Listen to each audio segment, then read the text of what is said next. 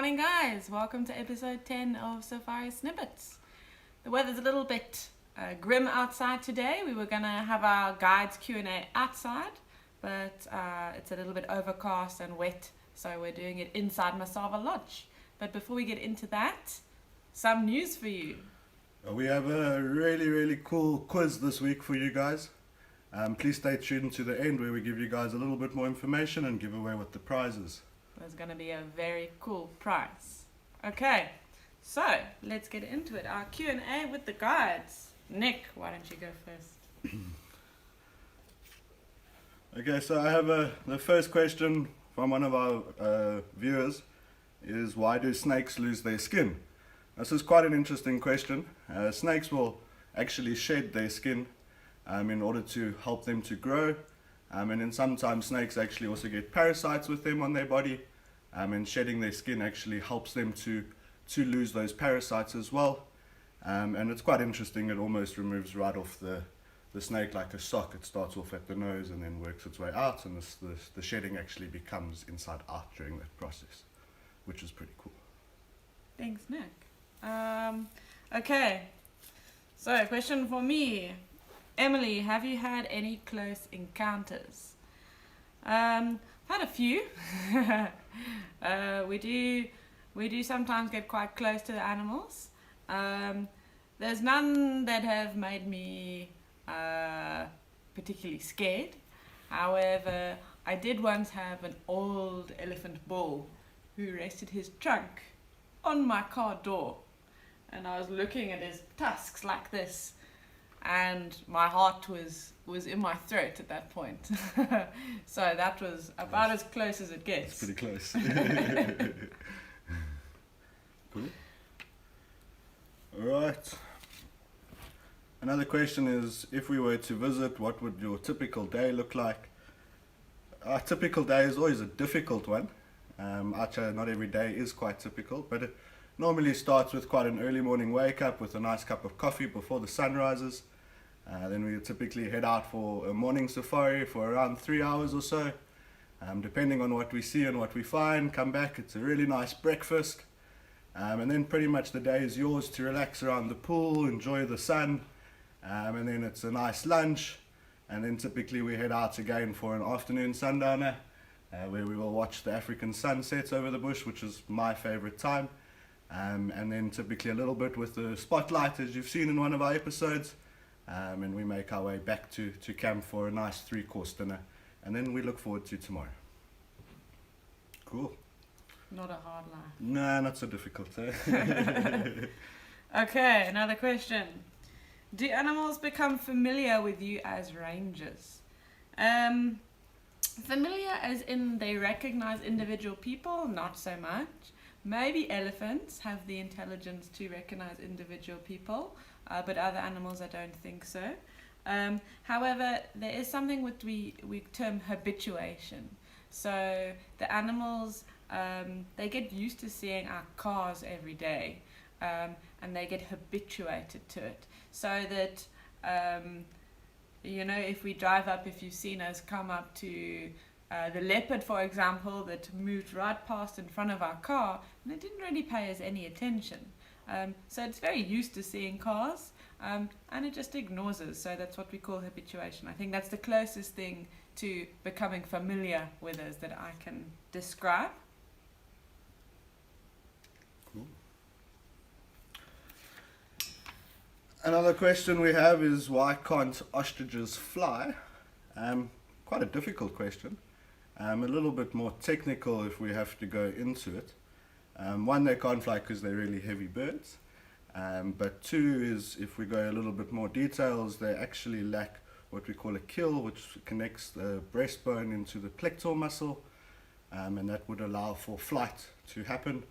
But the ostrich actually lacks that part, and it has developed sort of small wings, which doesn't allow to lift its heavy body off the ground. And being on the ground, it's developed another way to protect itself rather than having to fly. It's got an extremely powerful kick, as well as really large claws, which is able to slice things into half. So it doesn't need to fly in order to protect itself. I'm quite happy to just be on the land. Nice. Okay.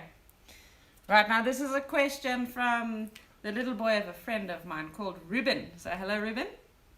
And he says, Emily, how do giraffes sleep? And is it true that elephants eat peanuts?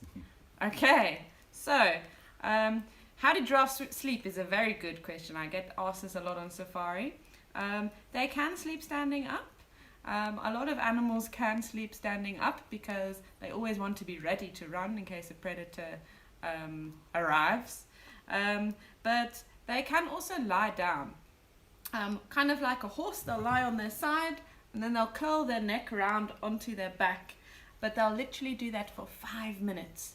They will only lay down for a maximum of 20 minutes at a time, and they'll sleep for no more than 5 at a time. And in an entire 24 hours, definitely no more than 2 hours of sleep. Can you imagine only having 2 hours sleep? We don't get a lot as guides, but we get more than 2. And elephants, it's not true that they eat peanuts. Peanuts is not a natural food here in South Africa. They actually come from South America, I believe. So it's not something they would come across in the wild. And it's not something they would choose to eat. They eat grass and leaves and branches, roots. They eat all these sorts of things, fruits. But peanuts, apparently, I did a little looking up. Apparently that comes from when the elephants used to be in the circus. And the guys wanted, the guests to spend more money. And they had peanuts, so they said, go and feed the elephants peanuts. So buy a bag of peanuts to feed the elephants. But interesting, but it's not a natural food for them, so you shouldn't do that. But great question. Thanks, Ruben. All right, so we have a question for the both of us. Okay. Are there any animals you haven't seen and why you would love to see them? Oh. I think there's a few more for you there. So I have a long list of animals I haven't seen, which Nick has seen all of them. But my time will come. My number one, which I guess is most guides' number one, is the pangolin. It's an extremely rare animal. It's actually one of the most trafficked animals in the entire world. Very, very shy and hard to spot. So every guide wants to see it because it's rare and difficult to spot, basically. It's kind of one of those moments when you see one, you might never see one again. So yeah, mine, I'm quite fortunate. I have seen that one. So mine comes down to a striped polecat or a zorilla, which is very, very difficult nocturnal animal to see. But I'm a little bit more keen on trying to find a new bird, which is something else we as guides are quite interested in. And one that I'm very sought after is a palm nut vulture, so a vulture that doesn't eat meat, but actually eats fruits off of palm trees. And that's something I would love to see. Cool. I would also like to see that. Mm. Okay, and the last one we have time for right now. Also for both of us, what are your favorite animals and why? It's a question we often get asked, and I think we often like to always say the word favorites as guides because everything has a spot in our heart.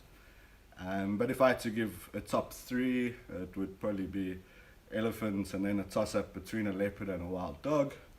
I'll just explain why number 1 for me is elephants is just the really spiritual connection with an animal, as well as just a gentle giant. I think extremely misunderstood in many ways, and just to spend a lot of time with these special animals allows us to learn a great deal probably about ourselves, as well as about these very beautiful animals.